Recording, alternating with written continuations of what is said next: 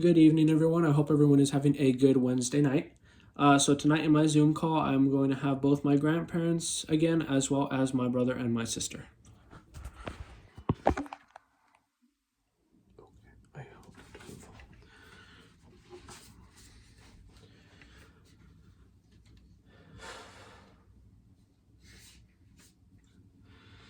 As a college student, we already know how our day-to-day life goes when having to deal with the amount of stress and anxiety from school, as well as other outside influences.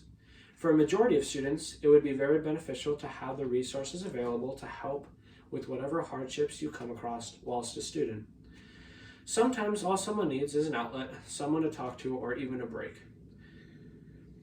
The rise in student illnesses around the country have risen to an all-time high, especially after the pandemic, which resulted in many students being upset and confused when it came to their schooling.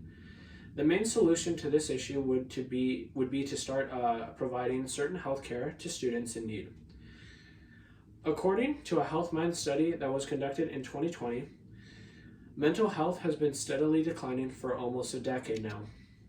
Researchers were able to discover that more than 60% of students throughout the 2021 school year were able to meet the criteria for one or more mental health problems, a couple key ones including major depression as well as anxiety disorders. Today, I will be discussing what a mental disorder is and how it affects students, what implementation schools are going to start taking to combat the problem, as well as the steps that we can take to make this safe and secure for our students.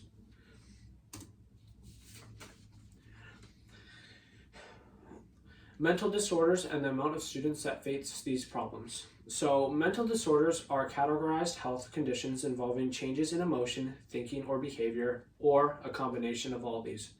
These affect people's everyday lives and make it harder to retain certain things such as grades and relationships. Understanding the different types of disorders benefit many people because it increases awareness, heightens compassion, as well as alleviates others from being excluded. It is also important to identify the certain types of students that are affected by these disorders in colleges, and these include a few of them being low-income students, students of color, as well as female students.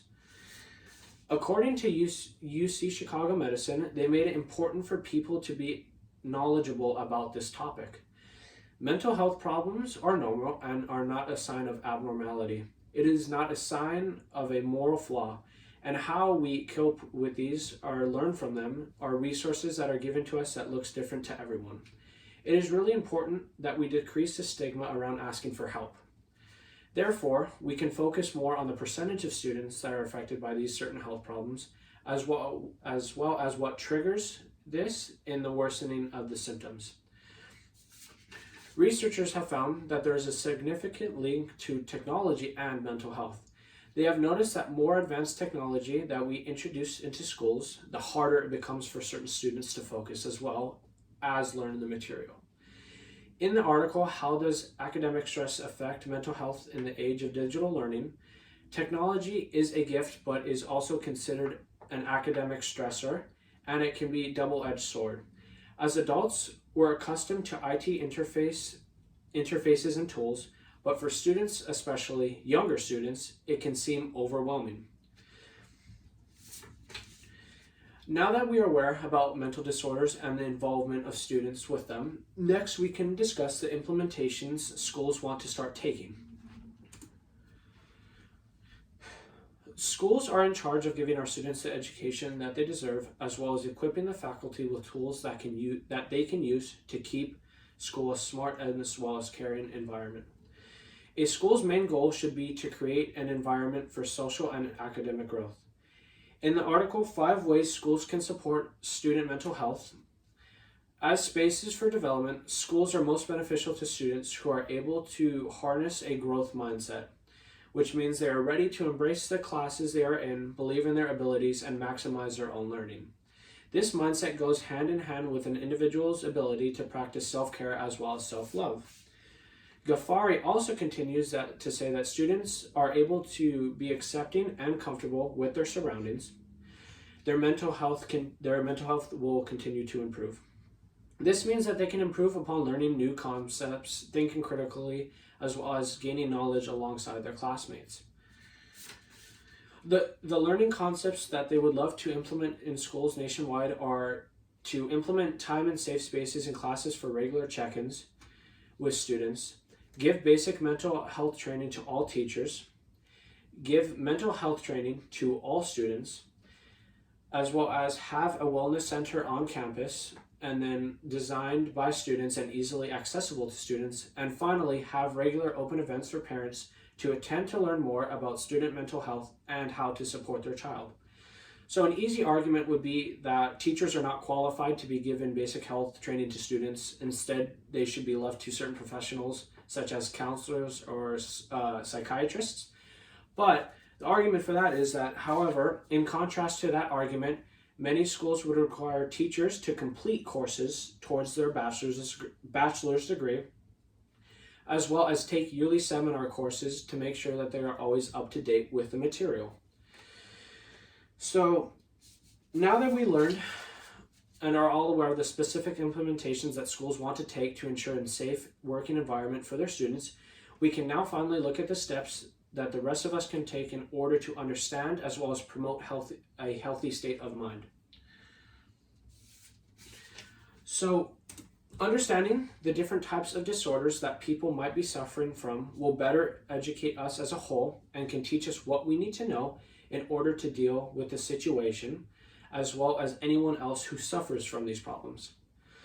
Schools should have some form of communication with students, as well as be able to address any disorders, as well as work with clinics to combat the rise in cases. According to SAMHSA, they would like to improve the efforts to care for the emotional well-being for children of youth. This can extend beyond the classroom and into the entire school. School-based mental health programs can focus on promoting mental wellness, preventing mental health problems, and providing treatment. In addition, there are many organizations that like to work with schools to start bringing down the number of students that suffer from school-related anxiety as well as depression. Another focus would be for us students as well as parents of the students to understand and recognize different signs that we might be showing and to ask for help when needed. Parents are the most important people when it comes to combating mental health for their children. Parents have access to clinics as well as hospitals that can help with the diagnosis as well as the best treatment for their child. So some people would argue that it is a waste of time to focus on one's own health because they're either weak or not able to handle the stress that others used to face decades ago. But the argument for that is that it is safe to say that in this world, things are slowly starting to change. We as a whole are being introduced to new things and experiences that can give us a more positive or negative effect than others. So it should be a top priority for the future of this country to make sure that our youth is as safe and as healthy as they can be. And it will help no one if people believe that this isn't real or you aren't being strong enough. So in assessment of what we have learned today, we have seen the increase in mental disorders among students across the country.